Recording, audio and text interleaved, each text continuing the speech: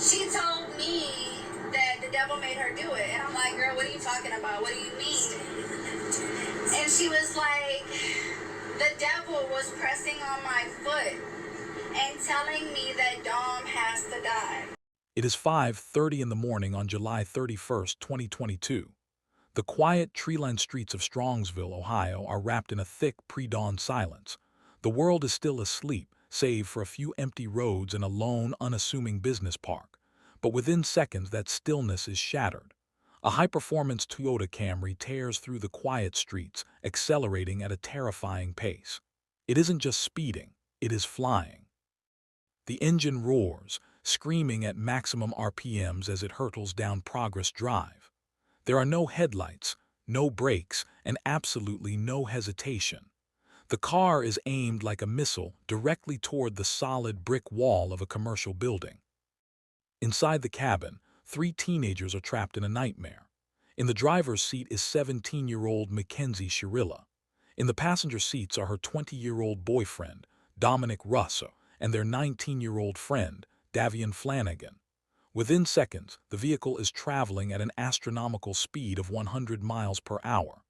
There is a deafening, metallic crunch, the sound of steel and brick colliding with such violence that it echoes across the empty industrial park. The front of the vehicle disintegrates instantly. The engine is pushed backward, crushing the cabin. Airbags deploy into a cloud of white dust and smoke, and then a horrific, heavy silence returns to the scene. For 45 agonizing minutes, the crushed wreckage sits undiscovered in the shadows of the building. Inside, two young lives have been extinguished in an instant.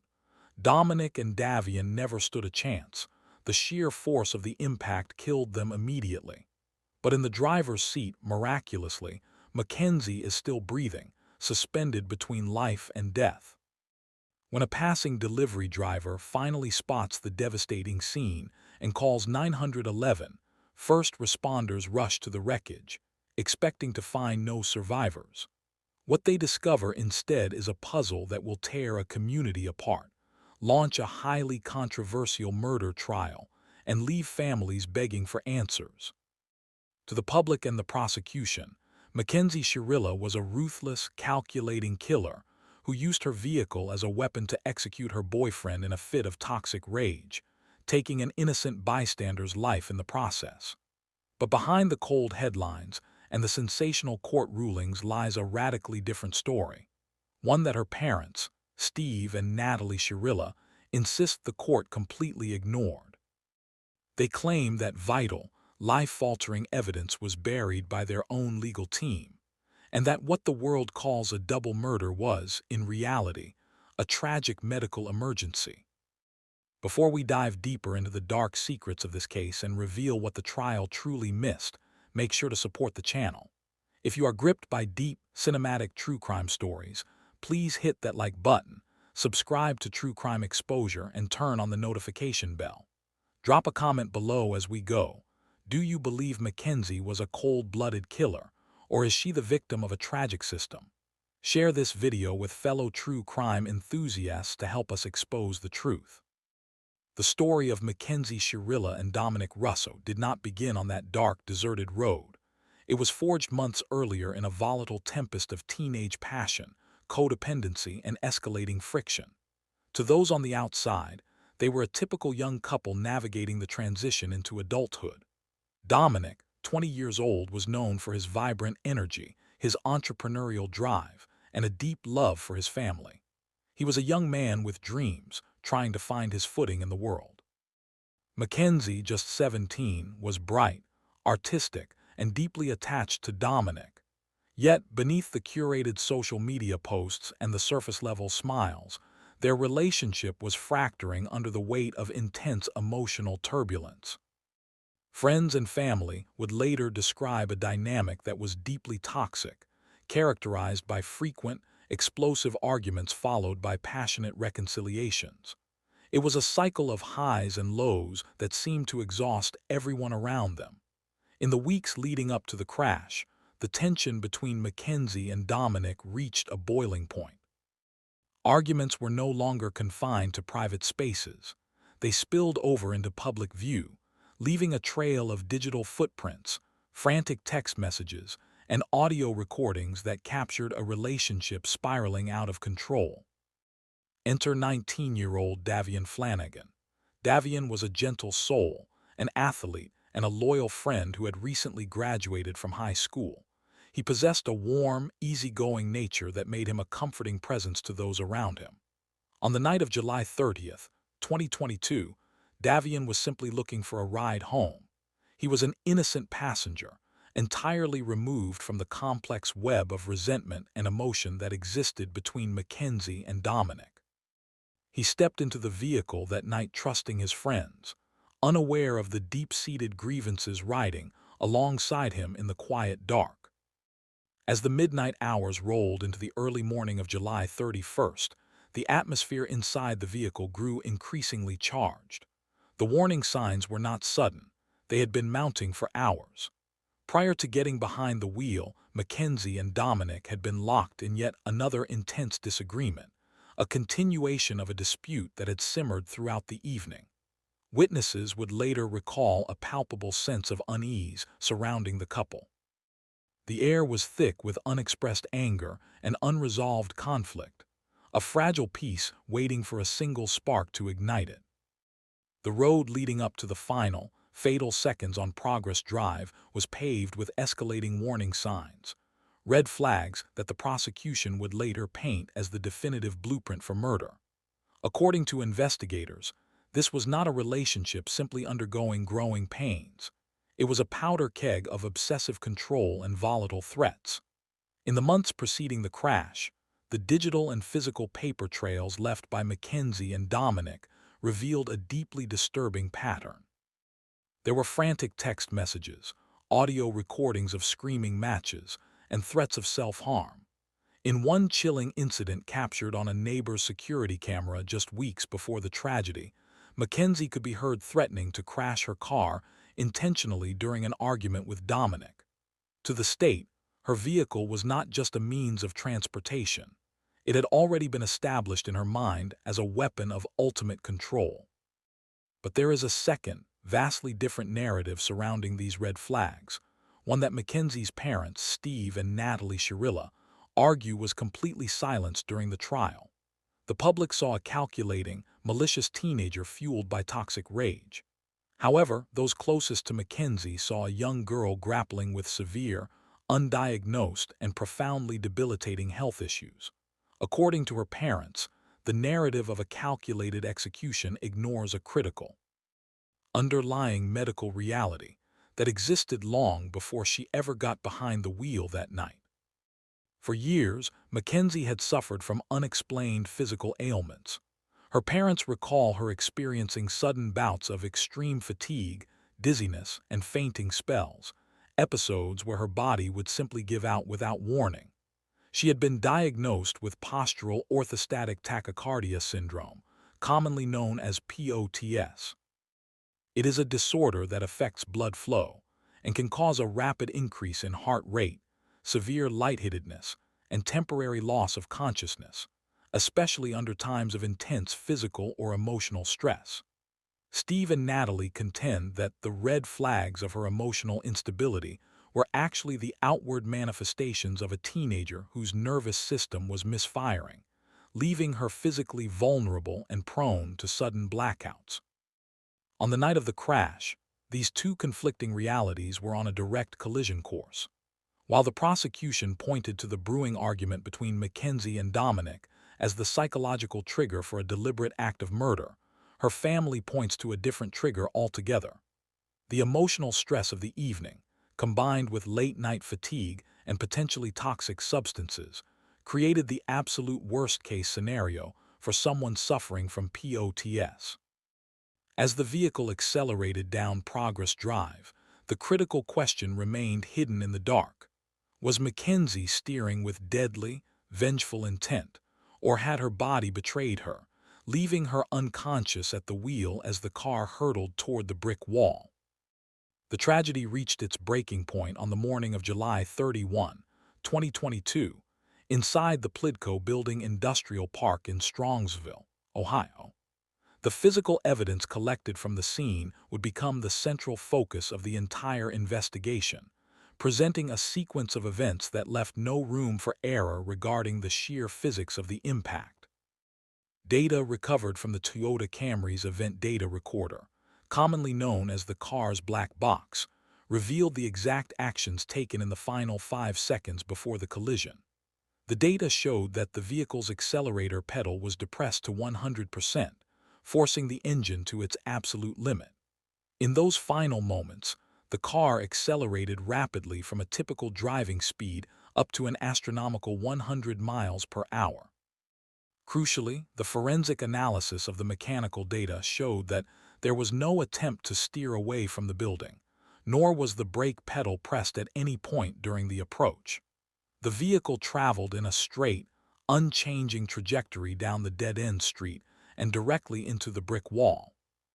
The impact was instantaneous and catastrophic, immediately compromising the structural integrity of the vehicle's cabin and claiming the lives of Dominic and Davian upon impact, while leaving Mackenzie pinned inside the wreckage.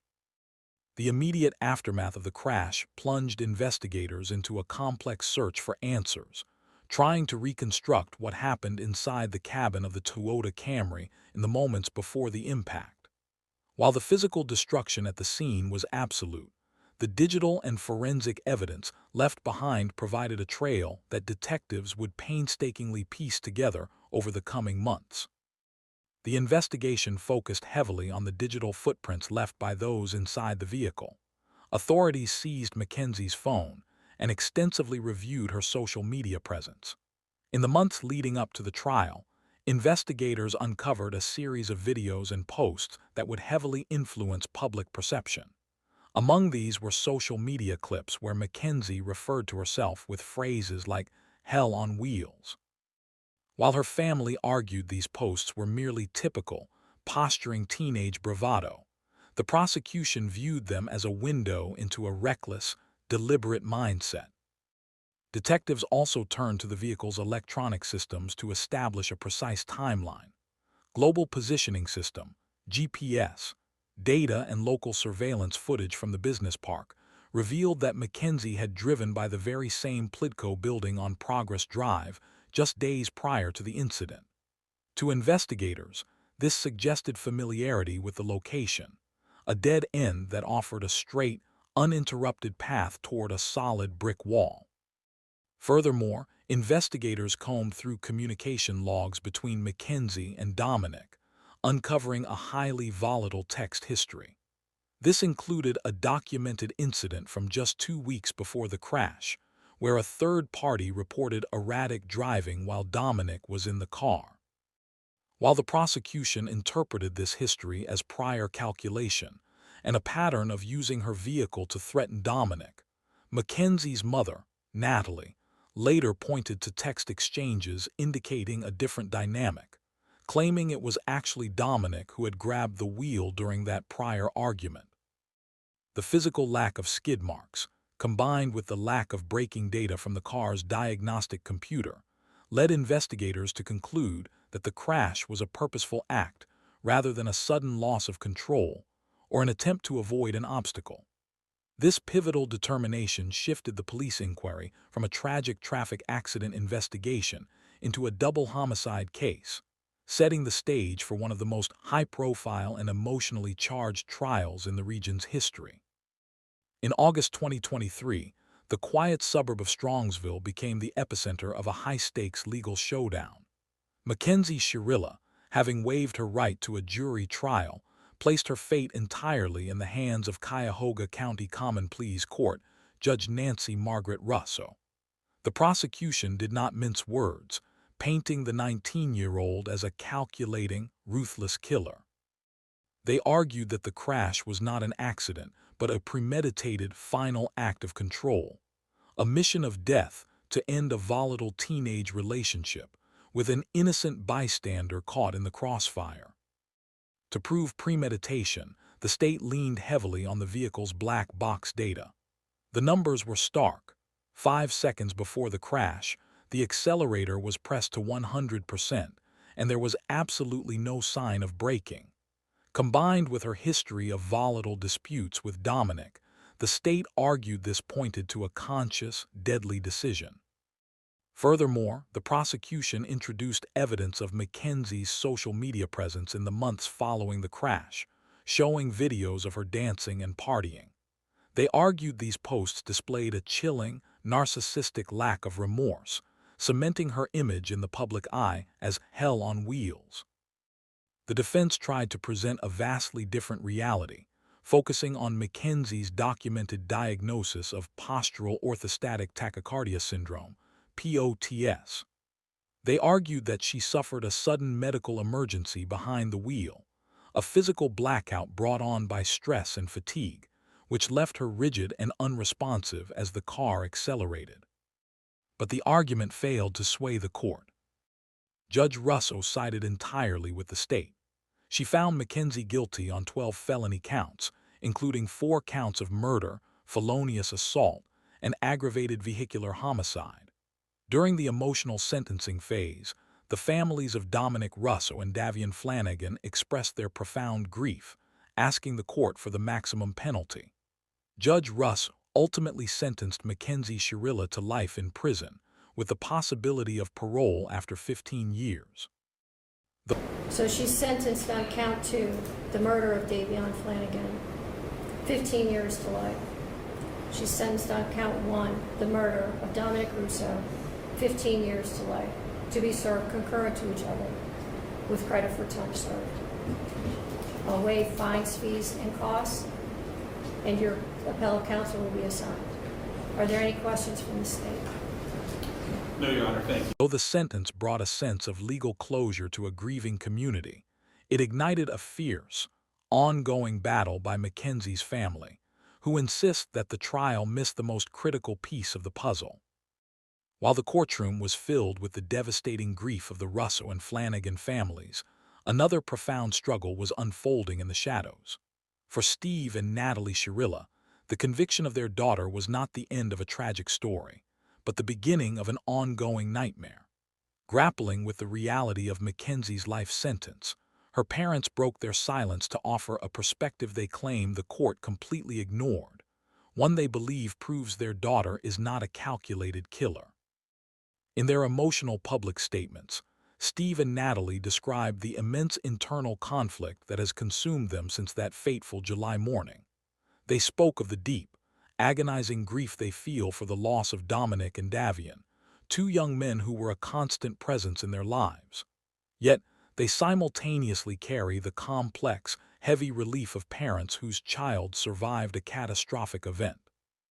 This duality has left them isolated, trying to defend a daughter whom the public has already widely condemned. A major point of contention for Mackenzie's parents is the way her actions immediately following the crash were portrayed by the prosecution and the media. In police bodycam footage captured at the hospital, a disoriented Mackenzie can be heard asking repeatedly about her jewelry. The prosecution presented this as proof of a cold, superficial teenager who cared more about her accessories than the lives of the 2 young men who had just died. However, Natalie Shirilla strongly refutes this interpretation.